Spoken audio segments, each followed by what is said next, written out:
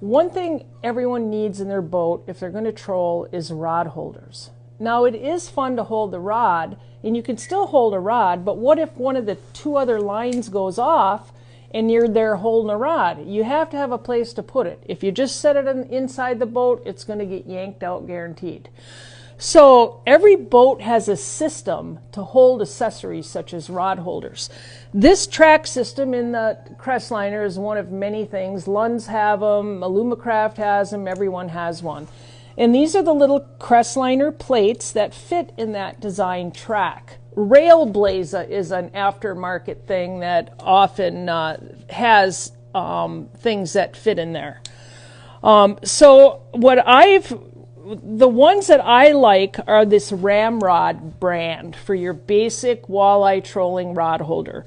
This black plastic base gets mounted onto the stainless plate with stainless steel screws. You got to drill holes and just bolt it down.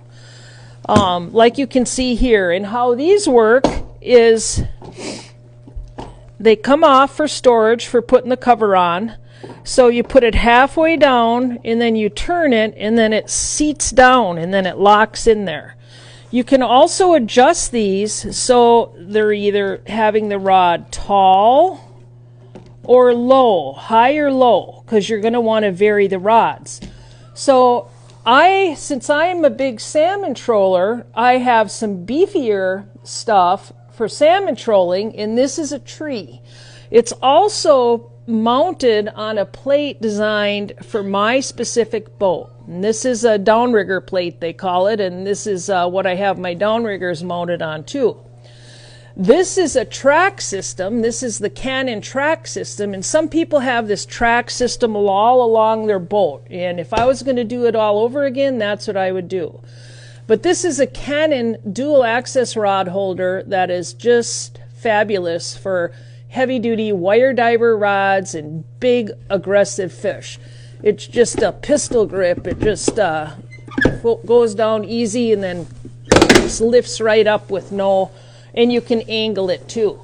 So when you're trolling and you have, whether it be 2 trolling rods, 4 trolling rods, 6, 8, whatever you have, when you're putting your rods out, you want the tallest ones towards the bow of the boat, and then the shorter ones as they go in. And that's one of the things about the tree, you can lay them out that way.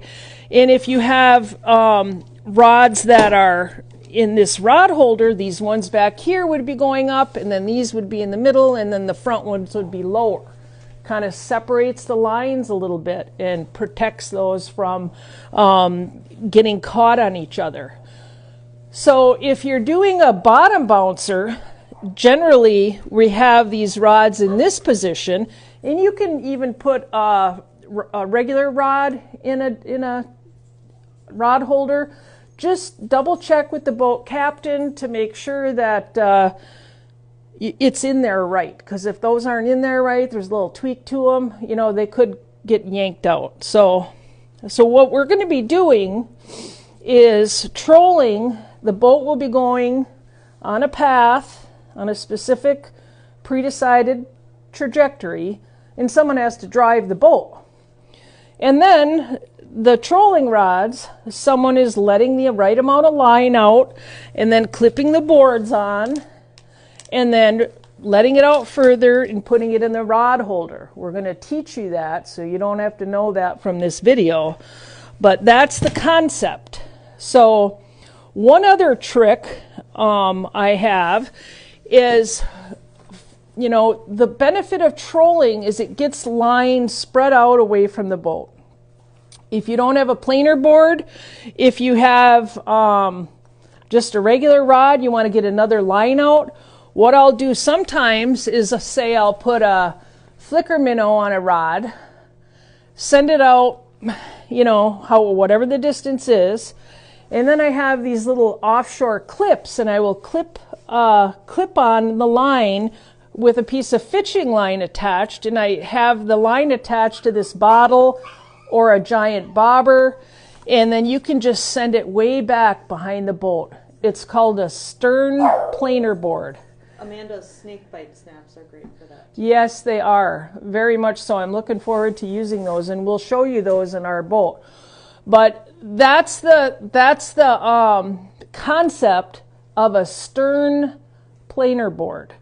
And all it does is it keeps the level of the line from the snap to the bait at that exact length, so that bait dives exactly the depth that you want it to.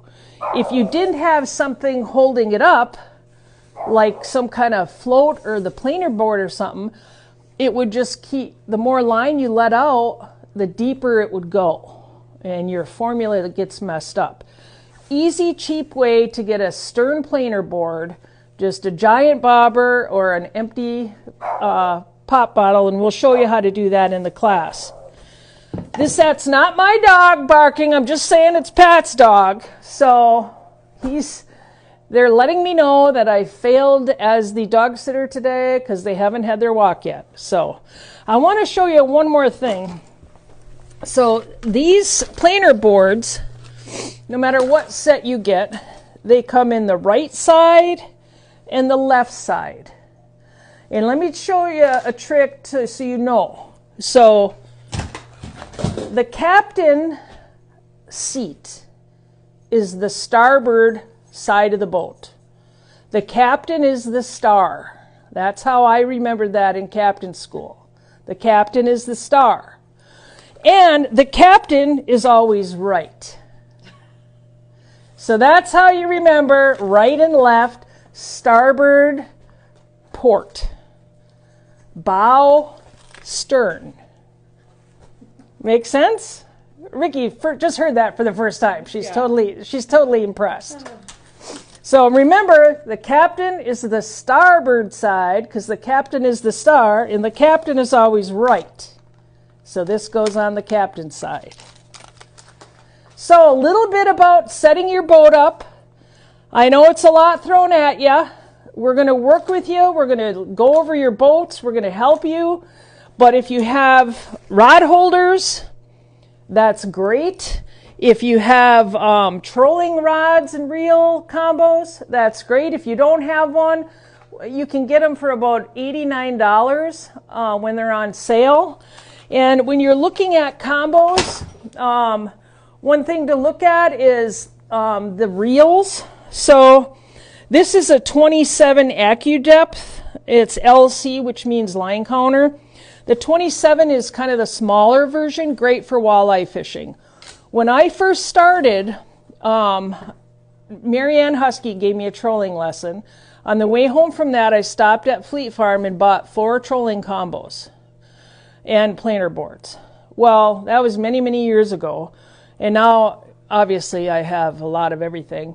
But when I first started getting into salmon fishing, I just bought a bigger reel, and then I had one reel for salmon fishing, but I would switch it back and forth to the same rod. It saved me money. It allowed me to kind of buy things slowly and not have to buy 2 sets of everything for everything. So that's one thing to keep in mind, if, you're eventually going to go that route. I know a couple of you expressed some interest in salmon fishing and salmon trolling. So that's one consideration. The other thing is I did talk about this Trilene XT line, but you have to remember it is mono, and you have it doesn't last as long. So if you decide to put braid on this, just be mindful of the diameter of the line, because that's going to change the dive charts. And on the charts, they do have a mono and a braid reference. I don't remember what pound strength the braid is, but you can check that out. So we're going to go over everything in detail all weekend. You're going to get a lot of reps on this, how to attach the board, how to take it off. And I tell you, even if you're a non-boater, knowing how to troll and how to put the boards on and work the lines and do all the things gets you invited to go fishing with people because they want to go try salmon or walleye. They want to go trolling, and it's hard to go if people can either drive the boat or run the lines because there's a lot going on. So just come with an open mind. If you have a boat, your priority is rod holders. You can always use a regular rod and a rod holder, but the line counters, you know, if you can borrow any, or I'm not sure what we have for extras, but we'll see. If you have any questions, just let us know. I'm bringing some extra planer boards and some extra gear, so hopefully we're going to be all well equipped. There's not that many of us, and I'm really excited for it, really looking forward to it. Any questions, put it in the comments of the video. Thank you.